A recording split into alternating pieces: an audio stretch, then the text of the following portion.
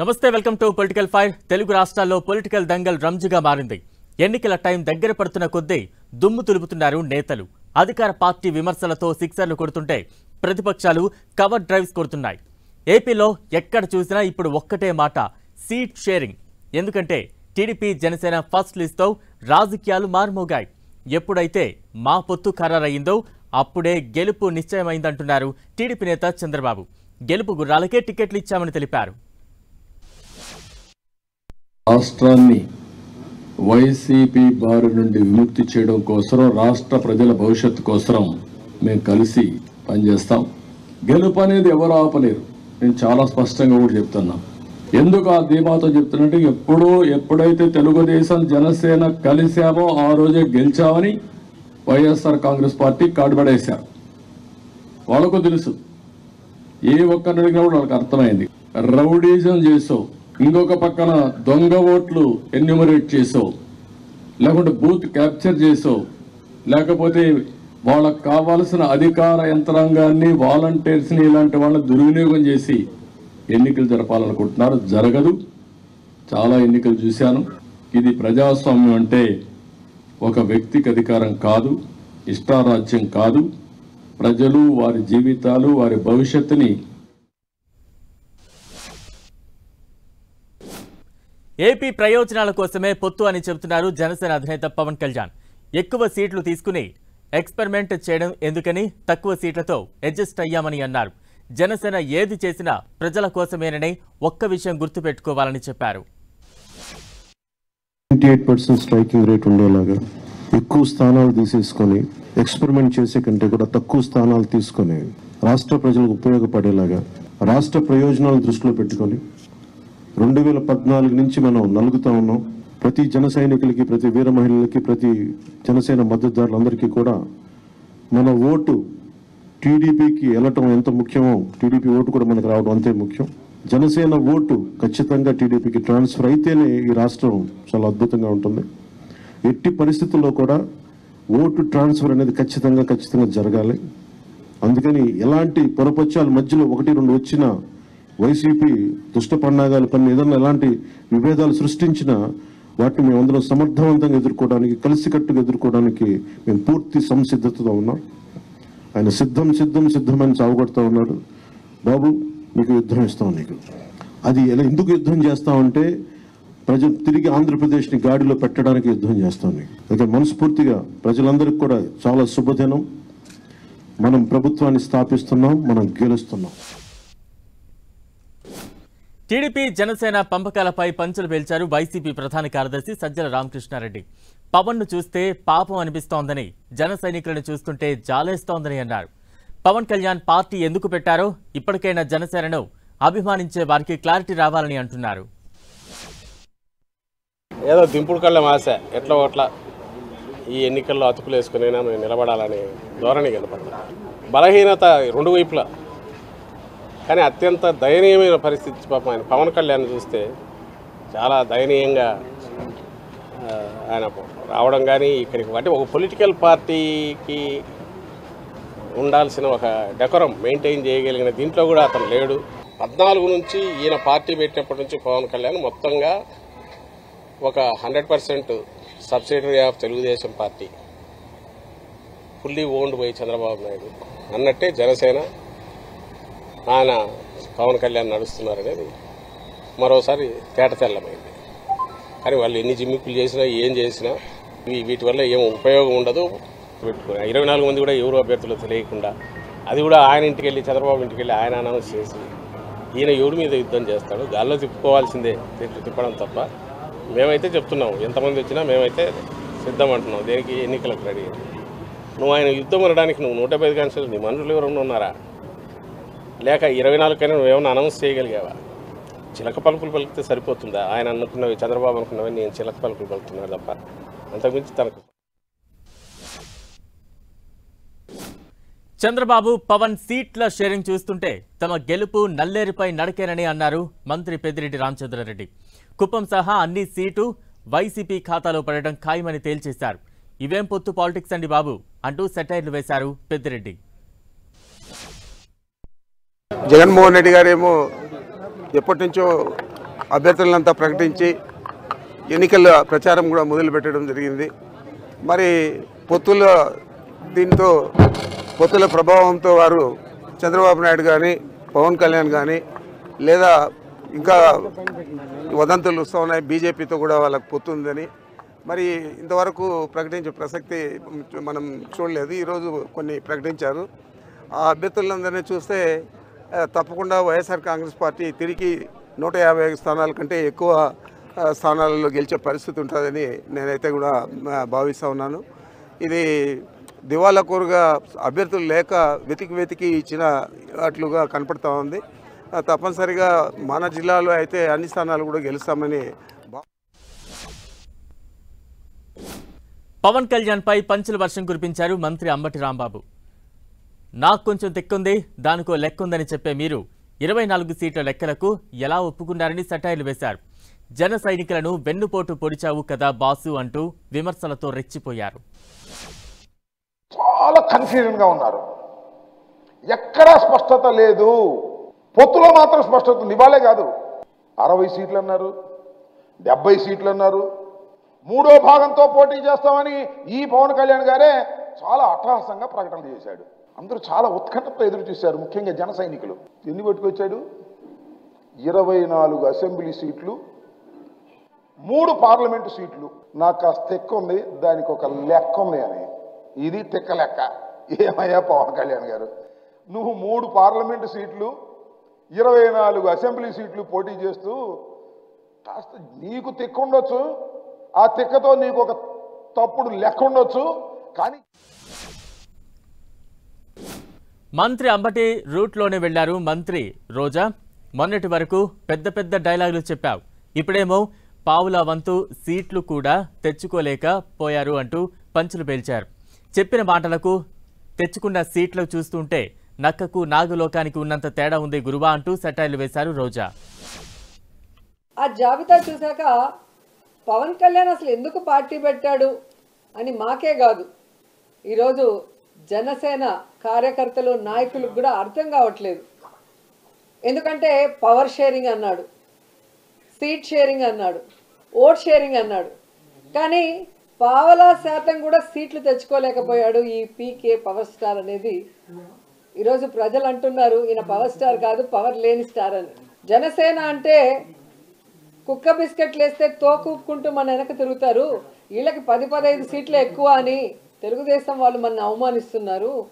మన పార్టీ ప్రజల కోసం పుట్టిన పార్టీ, మనం ఎవరి బిస్కెట్లకి తల వంచం, మనమే వాళ్ళకి ఎన్ని కావాలో అన్ని ఇస్తామని చాలా పెద్ద మాటలు మాట్లాడారు. మరి ఈరోజు ఎవరిని పొత్తులతో వచ్చినా గెలుపు మాత్రం ఫ్యామిలీ అంటున్నారు వైసీపీ ఎంపీ వైవి సుబ్బారెడ్డి. టీడీపీకి కొన్ని చోట్ల అభ్యర్థులే లేరని ఆరోపించారు. అధికారంలో ఉన్నా లేకున్నా ప్రజలకు మంచి చేసేవారికే టికెట్లు ఇచ్చామని, సిద్ధం 4వ సభ తర్వాత మేనిఫెస్టో తుది జాబితా విడుదలవుతాయని చెప్పారు వైవి సుబ్బారెడ్డి. ఏళ్ల చరిత్రను చెబుతున్న తెలుగుదేశం పార్టీకి రాజ్యసభలో స్థానం లేకుండా చేశారు గౌరవ ముఖ్యమంత్రి జగన్మోహన్ రెడ్డి గారు. రాబోయే ఎలక్షన్స్లో కూడా అన్ని చట్టసభల్లో తెలుగుదేశం పార్టీని ఖాళీ చేయించే కార్యక్రమం చేస్తారు. అదే మా ధ్యేయం అని చెప్పి ఈ సందర్భంగా తెలియజేసుకుంటున్నాం. 175 నియోజకవర్గాలకి 175 నియోజకవర్గాలు గెలిపే లక్ష్యంగా పనిచేస్తామని అభ్యర్థులు లేక కసరత్తు చేసుకొని నిర్ణయించుకోవాల్సిన పరిస్థితి ఆయనకు వచ్చింది. కానీ మా పార్టీలో ఫస్ట్ నుంచి జెండాలు మోస్తూ అధికారంలో ఉన్నా లేకపోయినా ప్రజలకు అండగా ఉంటున్న వాళ్ళకే గెలుపు అవకాశాలను దృష్టిలో పెట్టుకొని సీట్లు ఇవ్వటం జరిగింది. గతంలో తాము చేసిన అభివృద్ధి మళ్లీ మమ్మల్ని గెలిపిస్తుందని మాజీ మంత్రి నారాయణ అన్నారు. నెల్లూరులో మాత్రం తాను ఖచ్చితంగా గెలిచి తీరుతానని చెప్పారు. ఎన్నో అభివృద్ధి పనులు చేశామని, వైసీపీ నేతలు పెండింగ్లో ఉంచినవి మళ్లీ పూర్తి చేస్తామని తెలిపారు. నెల్లూరు సిటీ అయితే అత్యధిక మెజార్టీతో ఖచ్చితంగా గెలుస్తామండి. దానికి ఒకటే అభివృద్ధి అభివృద్ధి అభివృద్ధి. మా నినాదం అభివృద్ధి, ఇంకా అంతకుమించి ఏమీ లేదు. ఎందుకంటే 2014 నుంచి 19 వరకు నెల్లూరు సిటీలో అనేకమైన కార్యక్రమాలు చేసాం. దాదాపు 5,262 కోట్లతో అనేక ప్రాజెక్టులు, 1-2 కాదు. అండర్గ్రౌండ్ సివరేజ్, దోమలు లేకుండా ఉండాలంటే ఒకటే మార్గం అండర్గ్రౌండ్ సివరేజ్, దాన్ని టేకప్ చేసాం. దుమ్ము లేని నగరం ఉండాలంటే end-to-end రోడ్, దాన్ని టేకప్ చేసాం. తర్వాత డ్రింకింగ్ వాటర్ 365 రోజులు 24 గంటలు స్వచ్ఛమైన నీరు ఉండాలంటే సంగం బ్యారేజ్ నుంచి యాక్చువల్గా 550 కోట్లతో తెచ్చాం. అన్నా క్యాంటీన్స్, పేదలు నిరుపేదలు ఉదయాన్నే వర్క్ పోతుంటే ఇంట్లో వండుకొని పోవాలంటే కష్టమని 7 క్యాంటీన్లు పెట్టాము. అదేవిధంగా bus shelters, AC bus shelters, ఇళ్ళు, టిట్కో ఇళ్ళు 43,000 టిట్కో ఇళ్ళు శాంక్షన్ చేసాం, 1-2 కాదు. ఎక్కడికి పోయినా ప్రజలు మాకు గుర్తు చేస్తున్నారు. జనరల్గా మేము ఇది చేసాం మా కోట్లేని అడగలే, దానికంటే ముందే అడిగి పోగానే వాళ్ళు చేస్తారు. నిజంగా ఎంతో సంతోషంగా ఉంది. పొత్తులపై అధిష్టానం నిర్ణయం తీసుకుంటుందని తెలిపారు బీజేపీ ఎంపీ జీవీఎల్. ప్రస్తుతం మా దృష్టి పార్టీని బలోపేతం చేయడంపైనే ఉందన్నారు. టీడీపీ, జనసేన, బీజేపీతో పొత్తుపై చర్చిస్తున్నామని చెబుతున్నా అధిష్టానం నుంచి తమకు క్లారిటీ ఇవ్వలేదన్నారు. భారతీయ జనతా పార్టీ ఆంధ్రప్రదేశ్లో ఏ విధంగా ఎన్నికల్లో ముందుకు వెళ్ళాలి అన్నది జాతీయ నాయకత్వం నిర్ణయిస్తుంది. ఎన్నికల పోటీకి సంబంధించిన అంశాన్ని జాతీయ నాయకత్వం భారతీయ జనతా పార్టీ రాష్ట్ర నాయకత్వానికి తెలియజేస్తుంది. ఇప్పుడు మేము ఎటువంటి కార్యాచరణ పాటించాలి అన్నది నేను చెప్పా కదా, మేము ఒక జాతీయ పార్టీగా ఈ రాష్ట్రంలో ఇండిపెండెంట్గా నిర్ణయాలు ఉండవు. జాతీయ పార్టీ వారు ఇచ్చేటువంటి గైడ్ లైన్స్ ప్రకారం భారతీయ జనతా పార్టీ రాష్ట్రం పనిచేస్తుంది, రాష్ట్ర శాఖ. సో మా నాయకులు మాకు ఎటువంటి జాతీయ నాయకులు ఈ అంశంపై ఇంతవరకు ప్రస్తావించలేదు, ఇంతవరకు పబ్లిక్గా ఎటువంటి స్టేట్మెంట్ చేయలేదు. సో వారి సూచనలు, ఆదేశాల మేరకు వేచి చూస్తాం. మాకిచ్చిన కార్యాచరణ ప్రకారం పార్టీని బూత్ స్థాయి నుంచి రాష్ట్ర వ్యాప్తంగా బలోపేతం చేయడానికి ఎన్నికలకు సమాయత్తమవుతున్నాం. సో ఎన్నికల స్ట్రాటజీ ఏ విధంగా ఉండాలి, ఎక్కడెక్కడ ఎవరు పోటీ చేయాలి, ఇవన్నీ కూడా జాతీయ నాయకత్వం. తెలంగాణలోనూ రాజకీయం వేడెక్కింది. 6 గ్యారెంటీల అమలుపై విపక్షం విమర్శలు చేస్తుంటే అధికార పక్షం అడ్డుకునే ప్రయత్నాలు చేస్తోంది. బీఆర్ఎస్తో పొత్తు ప్రసక్తే లేదంటున్నారు బీజేపీ సీనియర్ నేత లక్ష్మణ్. అక్రమాలు చేసే వారితో తాము పొత్తులు పెట్టుకోమని చెప్పారు. కాంగ్రెస్, బీఆర్ఎస్ మధ్య చీకటి ఒప్పందం ఉందని ఫైర్ అయ్యారు. రేవంత్ రెడ్డి గారు వారు మాట్లాడుతూ బీఆర్ఎస్, బీజేపీ చీకటి ఒప్పందం చేసుకుందంటూ దుష్ప్రచారం చేస్తూ ఉన్నారు. చీకటి ఒప్పందాలు, తెర వెనుక కుట్రలు, కుమ్మక్కు రాజకీయాలు అది కాంగ్రెస్, బీఆర్ఎస్కి అలవాటు. భారతీయ జనతా పార్టీ ఏది చేసినా బహిరంగంగా చేస్తుంది. చేయగలిగింది మాత్రం చెప్తాం, చెప్పింది మాత్రం చేసి తీరుతాం. బీఆర్ఎస్ ప్రభుత్వంలో జరిగినటువంటి అవినీతి, కుంభకోణాలు, అక్రమాలపై రేవంత్ రెడ్డి గారు ఎన్నికల సమయంలో ఏదైతే మాట్లాడారో ఎందుకు ఇవాళ ఆ మాట తప్పుతున్నాడు? నేను చాలా స్పష్టంగా చెప్తున్నాను, బీఆర్ఎస్తో బీజేపీ కలిసే ప్రసక్తి లేదు. ఈ పార్లమెంట్ ఎన్నికల్లో ఒంటరిగా పోటీ చేస్తాం. 17 స్థానాల్లో గట్టి గెలిచే గుర్రాలని అభ్యర్థిగా బరిలోకి దించుతున్నాం. మోదీ గారి యొక్క ఏదైతే చరిస్మా ఉందో, మోదీ గారి యొక్క అభివృద్ధి ఏదైతే ఉందో, మోదీ గారు చేసినటువంటి 10 సంవత్సరాల మరి అభివృద్ధి గణాంక వివరాలు ప్రజల ముందుకు పెడతాం. దమ్ముంటే దాని మీద చర్చించండి. 8 లక్షల కోట్లు అప్పు చేసిందని, జీతాలు ఇవ్వలేని పరిస్థితి ఉందని చెప్పిన మీరు మరి ఆ యొక్క మరి బడ్జెట్తోనే గత ప్రభుత్వ హామీ నిలబెట్టుకున్నప్పుడు 6 గ్యారెంటీలు అదనంగా చేసి 100 హామీలు ఇచ్చి ఇవాళ వనరులు సమకూర్చుకోకుండా ఏ రకంగా ప్రజలను మోసం చేస్తున్నారో తప్పకుండా ఈ పార్లమెంట్ ఎన్నికల్లో కాంగ్రెస్ను ప్రజల ముందు దోషిగా నిలబెడతాం. ఓట్ల కోసం ఆడినటువంటి ఈ నాటకాన్ని కూడా ప్రజల ముందు. బీజేపీ ఎంపీ లక్ష్మణ్ ను ఫాలో అయ్యారు మాజీ MLA Raghunandan Rao. BRS, BJP మధ్య పొత్తు ఉందని అసత్య ప్రచారాలు చేస్తున్నారు, ప్రజలారా గమనించాలి సుమా అంటూ సూచనలిచ్చారు. బీఆర్ఎస్ వాళ్ళు పొత్తు, రేవంత్ రెడ్డి కూడా శుద్ధపూస లెక్క మాట్లాడుతున్నాడు. నేను చెప్తాను, ముఖ్యమంత్రి బీజేపీ వాళ్ళు 10 చేస్తారట, బీఆర్ఎస్ వాళ్ళు 7 చేస్తారట. నేను అడుగుతున్నా మా మీడియా మిత్రుల ద్వారా ముఖ్యమంత్రి గారిని, అయ్యా నువ్వు Congress party అధ్యక్షునివా, BRS party అధ్యక్షునివా, Bharatiya Janata party అధ్యక్షునివా? నీకెట్లా తెలుసు? బీజేపీకి బీఆర్ఎస్ కు పొత్తు అయితే తెలిస్తే బీజేపీ వాడికి తెలవాలి, తెలిస్తే బీఆర్ఎస్ వానికి తెలవాలి. కానీ మధ్యలో కాంగ్రెస్ ప్రదేశ్ అధ్యక్షుడు, ఈ రాష్ట్ర ముఖ్యమంత్రి వచ్చి ఒకటే పని పెట్టుకున్నారు.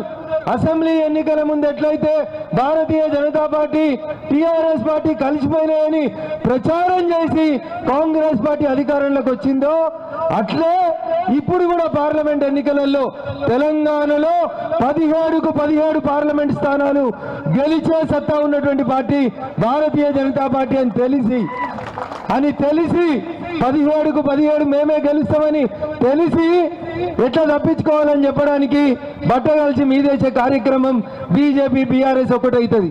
ఎందుకైతుంది బీజేపీ బీఆర్ఎస్? తెలంగాణలో 17 స్థానాల్లో భారతీయ జనతా పార్టీ ఒంటరిగా పోటీ చేస్తుంది. మాకెవరితో ఎట్లాంటి పొత్తు ఉండాల్సినటువంటి అవసరం లేదనే స్పష్టం. అందుకని అక్కడ ఇక్కడ ఎవరైనా కావాలని తప్పుడు మాటలు చెప్పినా ఇంకేమైనా దుష్ప్రచారం చేసినా దయచేసి నమ్మొద్దని సంగారెడ్డి ప్రజానికానికి నేను సవినయంగా. గ్యారంటీల అమలుపై గరం అయ్యారు బీఆర్ఎస్ నేత దాసోజు శ్రవణ్. మరో 2 రోజుల్లో 500 రూపాయలకే ఉచిత సిలిండర్ ఇస్తామని చెప్పిన కాంగ్రెస్ లబ్ధిదారుల సంఖ్య తగ్గించిందని ఫైర్ అయ్యారు. అందరికీ ఇస్తామని హామీ ఇచ్చి ఇప్పుడు ఇదేం కిటుకు అంటూ ఆగ్రహం వ్యక్తం చేశారు శ్రవణ్. 90 లక్షల మంది వైట్ రేషన్ కార్డులు ఉండగా 1,24,00,000 gas connections. I assume that ఆ మిగతా 34 లక్షల మంది ధనవంతులు, మధ్యతరగతి, అప్పర్ మిడిల్ క్లాస్ లేదా అప్పర్ క్లాస్ వాళ్ళు ఎవరైనా ఉంటే వాళ్ళ గ్యాస్ సబ్సిడీ అవసరం లేదనుకున్నాం. But white ration card is an indication of the poverty. ఆ వైట్ రేషన్ కార్డు ఉన్నటువంటి వాళ్ళు 90 లక్షల మంది ఉండగా మీరు ఏ రకంగా 40 లక్షలకే కుదించినారు? ఏం ప్రాతిపదిక మీద కుదించినారు? ఈ ప్రాతిపదిక మీకు ప్రజాపాలన అప్లికేషన్ల ద్వారానా, లేదు మీ ఇష్టారాజ్యంతో మీరు ఈ పనికిరాని నిర్ణయం తీసుకున్నారా అని చెప్పని ప్రజలకు సమాధానం చెప్పవలసిన అవసరం ఉంది అని చెప్పి నేను భావిస్తూ ఉన్నాను. లేదు ఈ 40 లక్షలతోటే ఇది ఇచ్చినాం కదా ఇక తర్వాత చూసుకుందామని చెప్పని రాత్ గయా బాత్ గయా అని చెప్పని ప్రజలను మభ్యపెట్టే ప్రయత్నం చేస్తారా అని చెప్పని ఇవాళ నేను సూటిగా ప్రశ్నిస్తా ఉన్నాను. ప్రతి సిలిండర్కి ఇస్తామని చెప్పని చెప్తారు, మీరు ఇక్కడ అమలుకి వచ్చేటప్పటికే మేము 3 సిలిండర్లే ఇస్తాము, that to based on the evaluation of the average of last 3 years of consumption అని చెప్పని మీరు ఇవాళ మోసం చేసే ప్రయత్నం చేస్తూ ఉన్నారు. ఇది మోసం, ఇది దగ. మీరు చెప్పిన మాట వేరు, మీరు ఇవాళ అమలు చేయాలని ప్రయత్నం చేస్తున్న తీరు వేరు. ఇది తెలంగాణ సమాజం దయచేసి అర్థం చేసుకోవాలని చెప్పని కోరుతా ఉన్నాను. కాంగ్రెస్ ప్రభుత్వంపై ఫైర్ అయ్యారు మాజీ ఎమ్మెల్యే బాల్క సుమన్. వచ్చిన 3 నెలల్లోనే బీఆర్ఎస్ నేతలపై దాదాపు 2,000కు పైగా కేసులు పెట్టారని ఆరోపించారు. ప్రజాపాలన అంటే ఇదేనా ముఖ్యమంత్రి గారు అంటూ చురకలంటించారు. నేను ఒకటే మాట ముఖ్యమంత్రిని అడుగుతా ఉన్నా, అక్షరంతో ప్రశ్నిస్తే ఆయుధంతో దాడి చేయడం మీ ఇంద్రమ్మ రాజ్య పాలన, మీ ప్రజాపాలన? ఇవాళ ముఖ్యమంత్రిని అడుగుతా ఉన్నా. ప్రజల పక్షాన మాట్లాడితే గొంతెత్తితే ప్రాణాలు తీయడమే మీ ప్రజాపాలన, మీ ఇంద్రమ్మ రాజ్యమా? నేను ముఖ్యమంత్రిని అడుగుతా ఉన్నా. ఇసుక మాఫియా, భూ కబ్జాలు, నిరుద్యోగుల సమస్యలు, అదేవిధంగా 420 మీరు ఇచ్చినటువంటి హామీలు, 6 గ్యారంటీలను మీకు గుర్తు చేస్తే వాటి మీద ప్రశ్నిస్తే హత్యలు చేసే పనులు పెట్టుకోవడమే మీ ప్రజాపాలన, ఇందిరమ్మ రాజ్యమా? ఇవాళ ముఖ్యమంత్రి రేవంత్ రెడ్డి తెలంగాణ ప్రజానీకానికి సమాధానం చెప్పాల్సినటువంటి అవసరం ఉంది. కాదు, రాష్ట్ర వ్యాప్తంగా వీళ్ళు గెలిచి 3 నెలలు కూడా కాలేదు, సుమారు 2,600 పైచిలకు కేసులు బీఆర్ఎస్ పార్టీ నాయకులు, కార్యకర్తలు, మా పార్టీ సానుభూతి పరుల మీద జరిగినాయి. 3 నెలలు కూడా కాలే వీళ్ళు గెలిచి. ఈ ఇంద్రమ్మ రాజ్యంలో వీళ్ళ ప్రజాపాలనలో బీఆర్ఎస్ పార్టీ నాయకులు, కార్యకర్తలు, సానుభూతి పరులందరి మీద 2,600 పైచిలకు కేసులు రాష్ట్ర వ్యాప్తంగా.